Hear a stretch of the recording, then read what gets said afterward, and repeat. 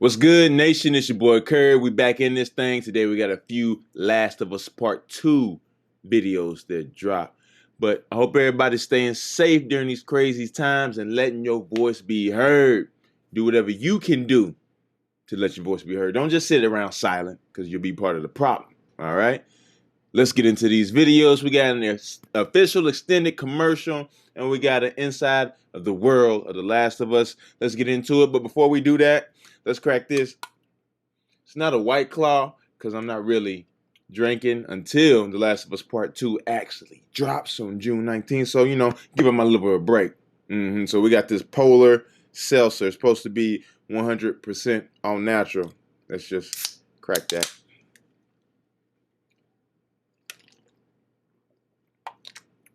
It just don't hit the same, man. Rated M for mature. I feel so. Oh, this is straight cinematic trailer, huh? Yeah. Oh yeah, this look too pretty. It's one thing for the game to look beautiful, but this is just too sexy. Ooh.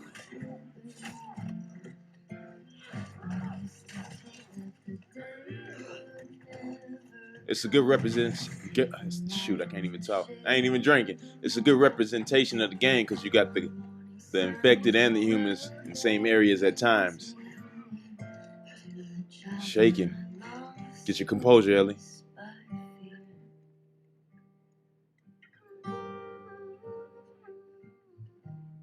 That wristband supposed to be in my collector's edition. Oh, make more sense now. That was cool. That was cool, man. You know what I'm saying? Not too much there, but it was cool. It was a nice little feel for the game, like you grew up. Let's move on. Yeah, it was a cool little TV spot, man. Get people excited for it. I mean, it really ain't do nothing to get me hype in this moment because it's all cinematic. It's that gameplay to get a brother hype. Just saying, let's go on to the next one. Now, this one it should be chock full of gameplay, but it ain't gonna be nothing new. The Last of Us is dangerous.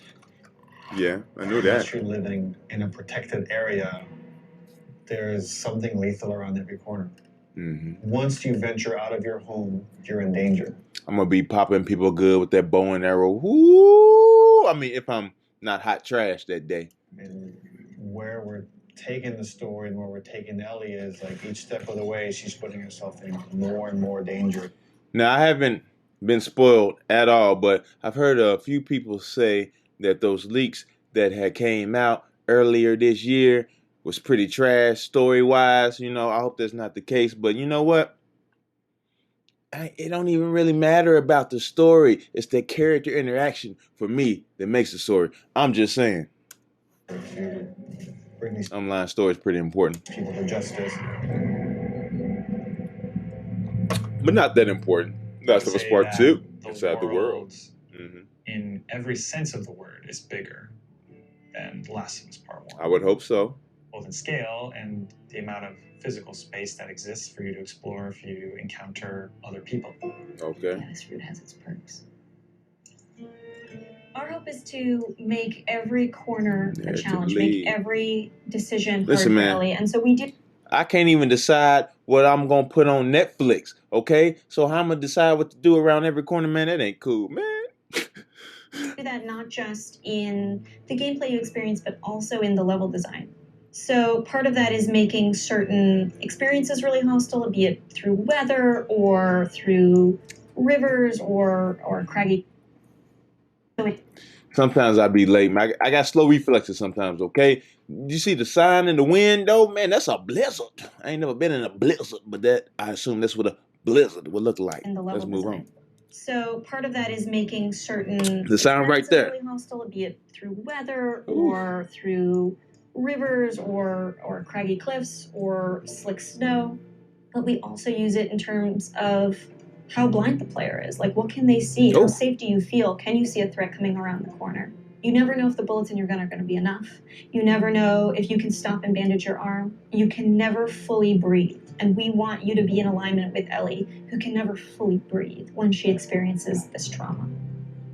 For Jackson specifically, I don't need that much pressure on me at all times, man. Feel like a very close-knit kind of community that's focused on family, focused on sustainable ways of living. I obviously have the hydroelectric dam generator that's powering the town, so we have, you know, electricity in Jackson, which is not something that maybe Many players people would have. expect to see in the world. But given that we're further in time, we wanted to show that there are certain people dedicated in the world to rebuilding a life that doesn't revolve around killing people and scavenging. You want a peaceful little community. As you walk around the town, you can hear kids laughing. You could see people going into restaurants and eating. And it's a very kind of tranquil town. Now, we know there's all these horrible things happening outside the walls, but they've been able to protect the innocence of this town. For the longest Jackson, time. in Okay. many ways, represents what Hope. is at stake for our characters. A life of peace and relative comfort. A life where you can fall in love. A place where children can. The chick that's with Ellie, her girlfriend, I guess, I was assuming that she was gonna die. And this is all speculation. I ain't heard no spoilers, don't want to hear none. But I was assuming that she was gonna die. That is what was gonna make Ellie go out in them streets. But you know what? I don't think she gonna die. I don't think she gonna die. Can play, and it's okay. And I think, you know, when we were looking at building out Jackson, it's like, okay, how many of those moments can we represent? What's awesome about the world of The Last of Us is it shows just how precious the things that we take for granted in our everyday lives, how precious those things really are. It's a beautiful concept, by the way. A lot of people take for granted what we actually have, the small things that we Seattle have. compared to Jackson is very different. A lot of people learning It's that right now. More of a war zone, I would say. Part of the interesting thing with Seattle or the Pacific Northwest is that there's all this rain and all this foliage and wildlife, and it's this very lush area that if someone were to settle down, it'd be a pretty good place to settle down, just as far as the kind of fruit you can Vegetation, scavenge, the yeah. animals you can hunt. And then because it is so lush, because it is so teeming with resources, is why there are multiple factions trying to fight over those resources. Makes sense. One faction you run into in Seattle is the Washington Liberation Front. When the outbreak happened, the military took some pretty drastic actions and quarantined parts of the country. And this was their way of protecting the population that survived. Glad that didn't happen here when the virus outbroke. Just saying. I'm very glad. This horrendous outbreak, and because of that, it led to a rise of these resistance groups. And in the first game, we saw the Fireflies. Right. And we heard about other groups, and in this game we get to see here's another group that rose called the Washington Liberation Front that was able to defeat the army and thereby take over a lot of their equipment. And they're this very militaristic faction.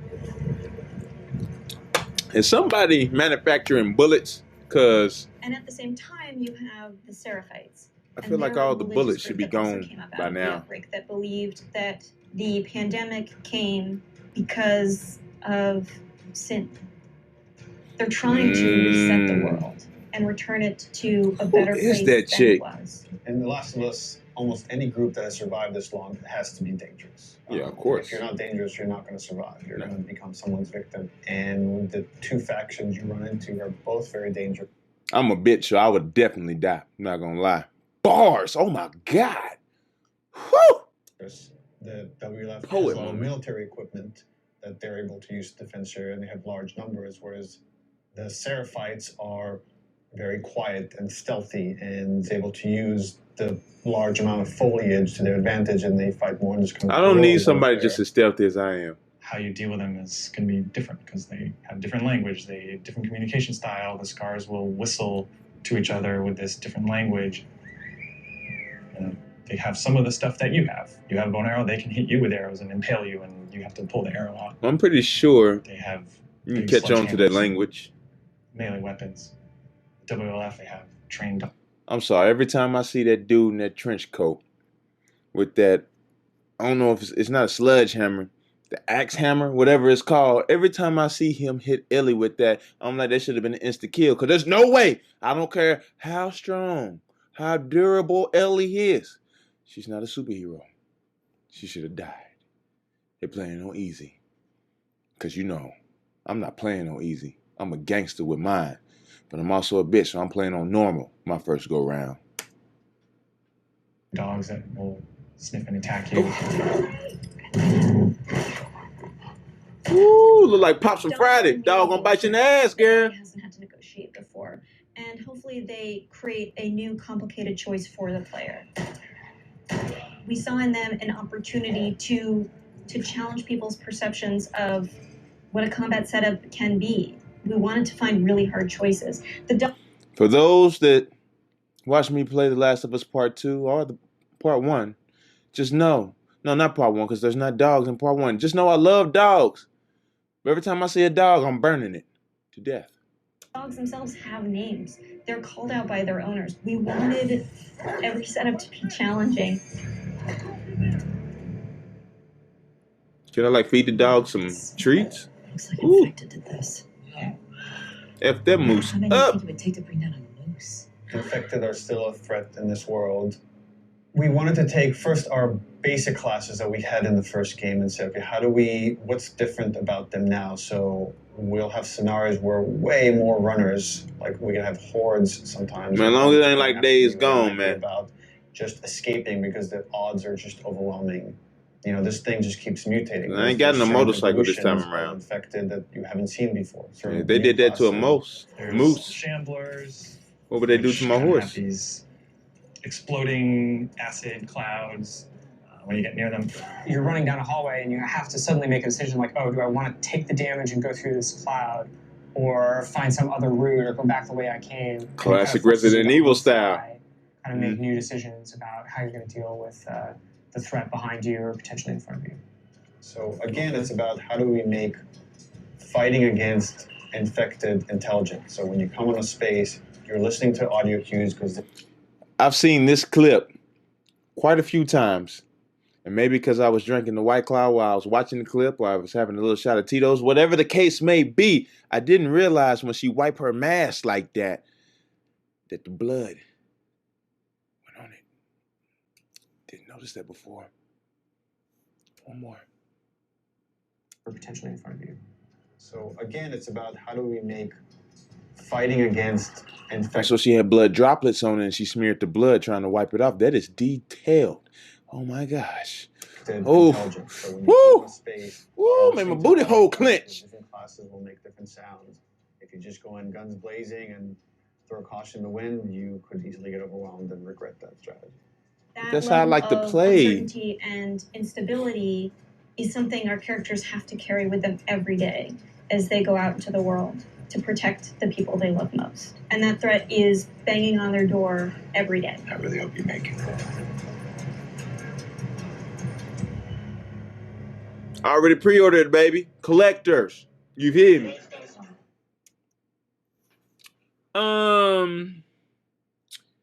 Yes. I just got a little more excited just from the sheer amount of detail that's in this game. But I already knew there was going to be amazing detail in this game. I knew that. I'm getting hyped. Can you tell? Yeah, just a little bit. But yeah, I'm excited for this game. That was a nice little insider. Make sure you guys like, subscribe, leave some comments down. Please don't leave no spoilers because I will find you, you know, and make sure your voice is being heard on the current events that's going on in our land that we live, man. I love you guys. Keep spreading the peace and positivity, man. I'll see you next time. Deuces. You know you want to. Just do it. Join the nation. Subscribe!